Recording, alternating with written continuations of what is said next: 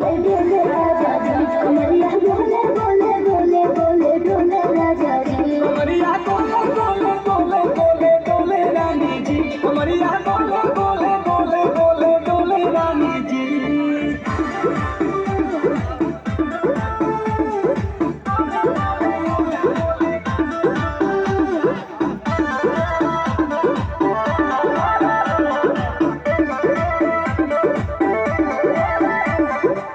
लागलू ओइठे कोहरा में बैठे कर कर जा धक्का धक कहलू झूठे की जाला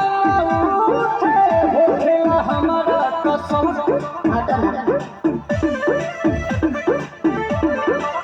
सुनो नया जी सनिया दवा हमरे जी सनिया